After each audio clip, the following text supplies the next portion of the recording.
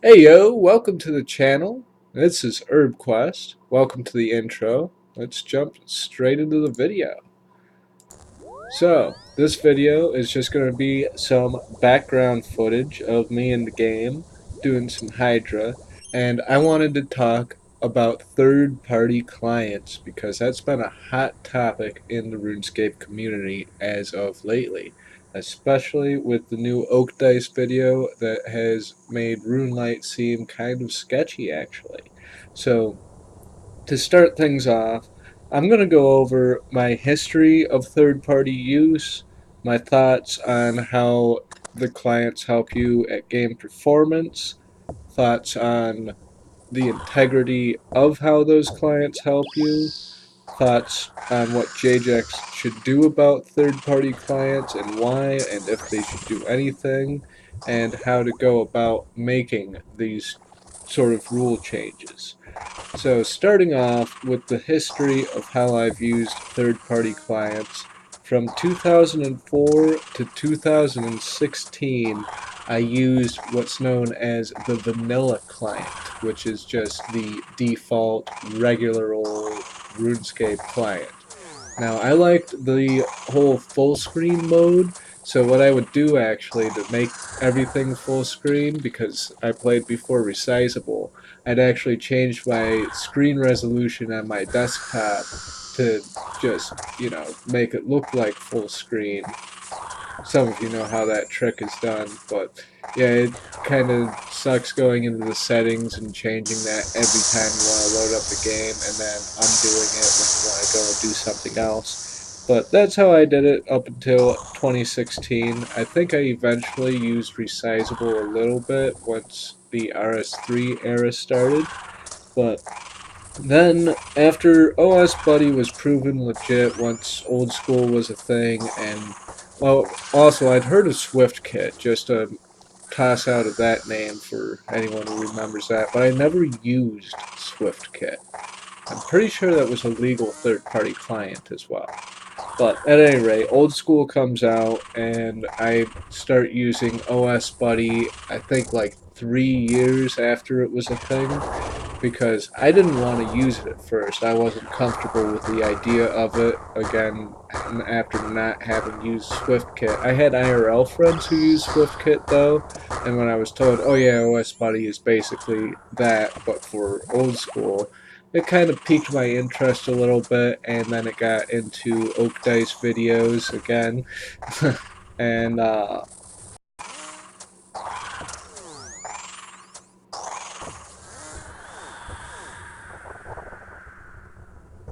so I used OS Buddy Pro for a while, kind of trailed off there, and had to re-edit that and skip ahead a little bit. Got to do this all in one take. I'll explain that a little bit more towards the end of the video, but at any rate, I eventually even got OS Buddy Pro. I believe it was after my Ironman and after Ironman Mode came out that I started using OS Buddy actually, because I wanted to be competitive at the game mode, because I felt like I was pretty decent at the game and had kind of played enough like an Iron Man to have a little bit of an edge when it came to that. So I got OS Buddy and eventually was able to get OS Buddy Pro for the sake of competition. And then OS Buddy Pro, well, OS Buddy in general, eventually like broke for me. I'd say like a year and a half ago. The stretched fixed mode feature, which allowed me to play the game without messing with my screen resolution, actually stopped working, and it just like glitch out really bad graphical glitch, and it was unplayable unless I either played without that or changed to resizable, or if I went back to changing my desktop screen resolution, which I wasn't really about after having gotten used to stretch fixed mode, and so I just switched over to RuneLite because that had been proven legit, and I started using RuneLite for a number of years.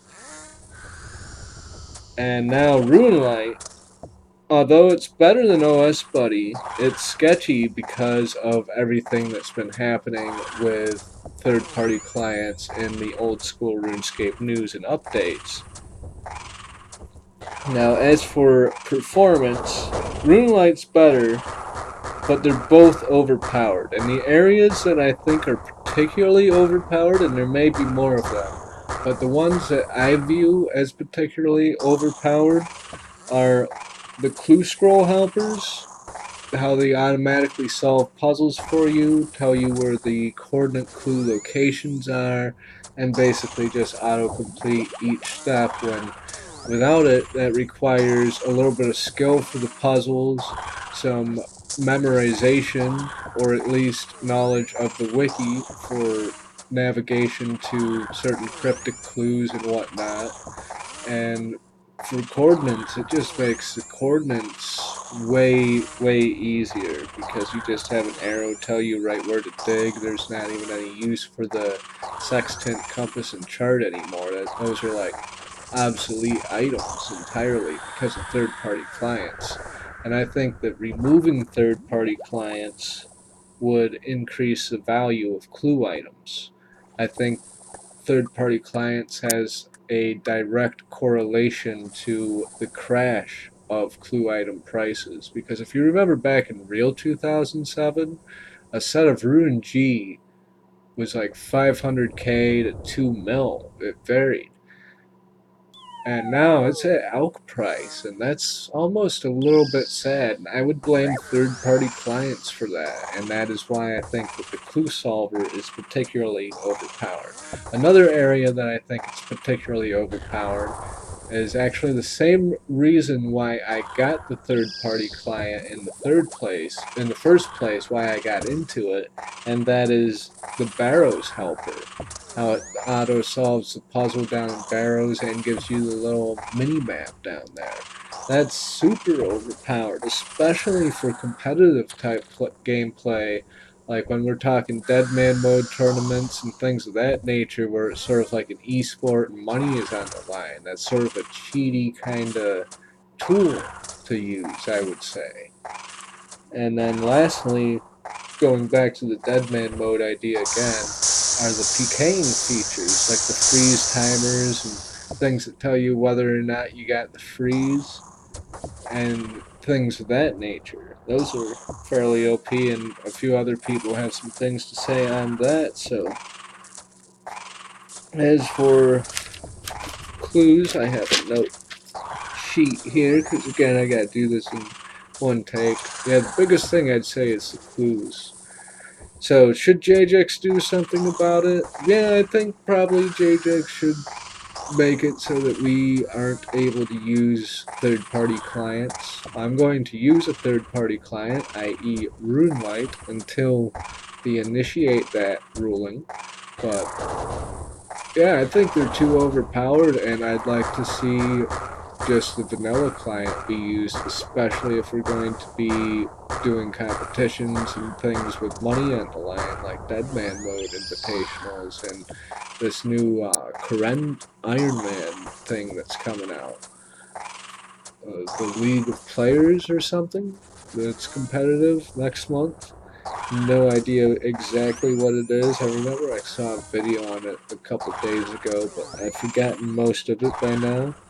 So I think Jagex should work on basically banning third-party clients, making the game inaccessible to anyone who's not on the vanilla client, because they have ways of detecting if someone's using a different client. So I think that would also get rid of a lot of bots too, because a big bot problem comes from basically people being allowed to use other clients without getting banned. Because I won't get too much into that. A lot of it's just speculation. But lastly, what I think Jagex should do to the vanilla client to make it better. I think they should add a stretched fixed mode to the vanilla client so that you can play the game in full screen mode with it stretched but with the fixed layout, like how I have it here. Secondly, I think they should display the potion and boost info. If you notice the top left of my screen where it says my ranged stats, Hydra's HP, and some info about my Slayer and my potions. That would be acceptable in the vanilla client, I believe, as a hidden toggle that could be added somewhere. Maybe an NPC can toggle that information for you. Maybe a clerk somewhere. You know? Because that's useful information to have, and it's not particularly overpowered, and it's just handy. Then also map functions, I think, should be added. Not the clue finder map functions, but just map accessibility, the ability to go up and down floors. Actually, I think the main map already has that. I don't even know the difference between the real map and the third-party client map anymore because I pretty much only use RuneLite. So, if the map isn't optimized on the vanilla client, then it should be.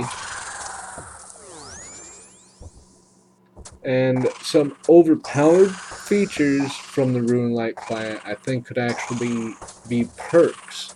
Like, you know how the mole has the Falador hard tasks associated with it for a perk, in that you get the little arrow that tells you where the mole is because you've completed the diary. I think something similar could be done like that with barrows. Like if they ever come out with a master tier achievement system, then that could be a master tier reward for the Mauritania area, is to have barrows look like how it looks like on RuneLite or OS Buddy today. As for the clue scroll stuff, I think that should just be removed from the game, especially the puzzle solver that gives you the little arrows and whatnot.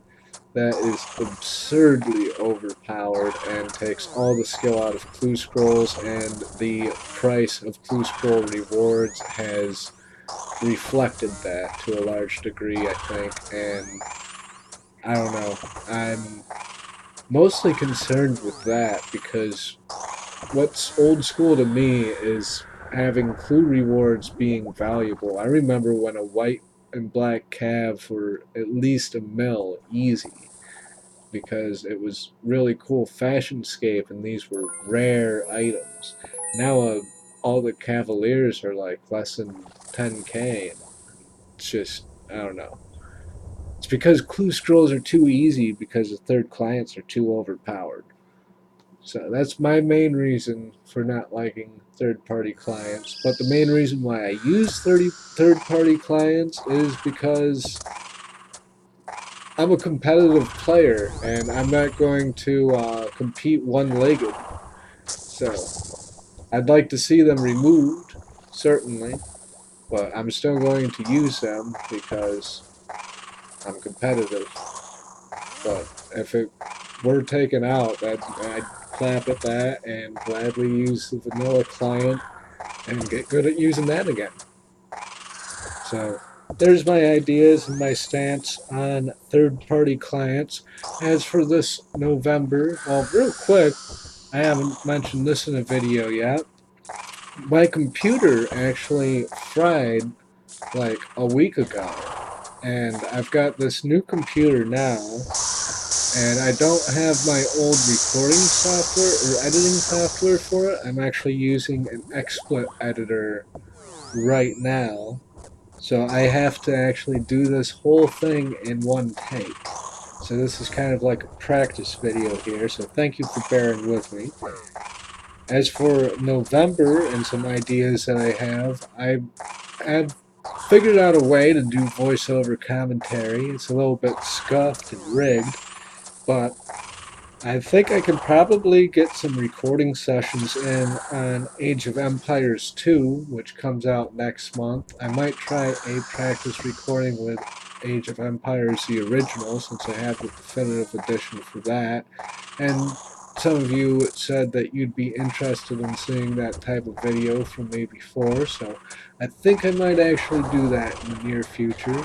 I would like to work on maxing my Ironman first, though. I don't know if I'll be able to do that by November or not, but maybe that'll give me some time to get a hang of the game and some of the mechanics of the new Age of Empires 2, because I'm still a little rusty at it. Again, my main focus is RuneScape. I only dabble in AoE nowadays, although it was a childhood game for me. I'm horrible at the online mode, but I think that'll make it interesting to watch to a degree because I'll be making progress and learning.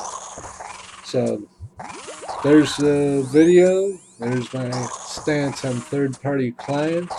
Let's stick around and see what we get from this Hydra kill right quick before I call it a video and say peace. Got 32 HP left on it. Hopefully, by the way, this helped you learn some Hydra if you weren't sure how to kill it before. There's some background bossing footage. Thought it might be helpful to you all. There's a decent loot on kill number 819. Alright, peace guys. Catch you next video, which will be a Iron Man progress video.